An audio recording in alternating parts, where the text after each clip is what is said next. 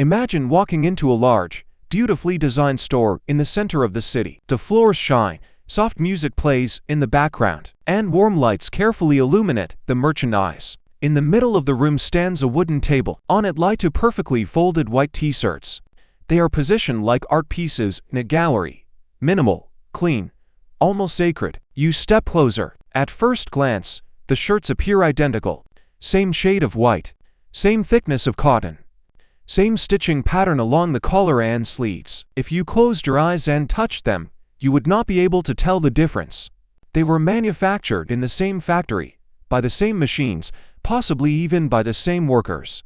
You lift the first shirt. It feels soft, breathable, comfortable. You check the tag. The branding is generic. Nothing flashy, just a simple name and a barcode. Then you look at the price. $10. It feels reasonable, predictable, safe. Now you pick up the second shirt. The fabric feels exactly the same. The weight is identical. The stitching is just as clean, but on the chest sits a small red rectangular logo. Subtle but instantly recognizable. You check the price tag. $500. Your brain immediately starts calculating. According to every economic principle you were taught, this makes no sense. Both shirts perform the same function. They cover your body. They keep you comfortable. They can be washed the same way. Rational choice theory would tell you to buy the $10 shirt and walk away feeling smart. The law of demand clearly states, as price increases, demand decreases. This is one of the foundations of capitalism. Consumers seek value. They want maximum benefit for minimum cost. That is how markets are supposed to function. But something strange happens in reality. The $500 shirt is not sitting on the table for long. It sells out. In fact, people line up outside the store overnight just for the chance to buy it. Some even resell it at an even higher price.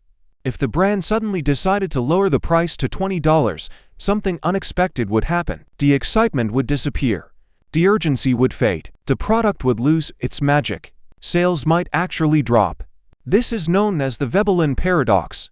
For certain goods, higher prices do not reduce demand, they increase it.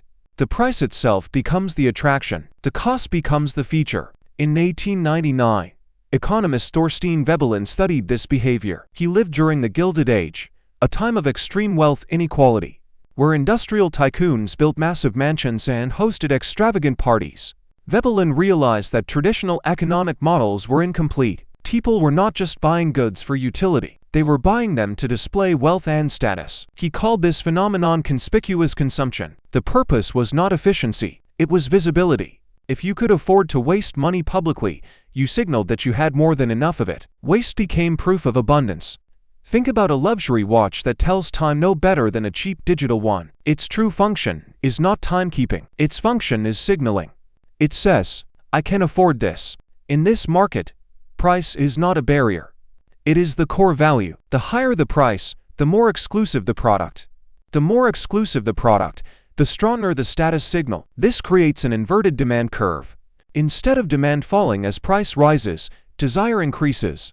Higher price means higher perceived status. But here lies the danger. The truly wealthy can afford this game. When a billionaire buys a $300,000 car, it does not damage their financial future. It is a small fraction of their wealth. The middle class, however, often finances these purchases. Car loans, credit cards, installments. They buy symbols of wealth using borrowed money.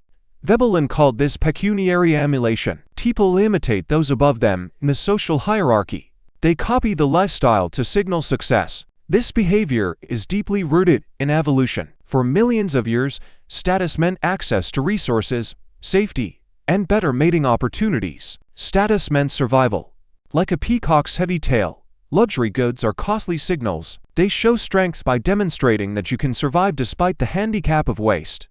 Modern marketing understands this instinct perfectly. Brands create artificial scarcity, limited drops, waiting lists, and exclusive memberships to increase perceived value. The goalpost constantly moves. Once more people can afford a product, it loses signaling power. The elite move to something rarer and more subtle. This creates a treadmill of consumption. You run faster and spend more, but never truly catch up. True wealth, however, is invisible. It is money invested. It is assets growing quietly. It is freedom, the ability to walk away from a job or take a risk without fear.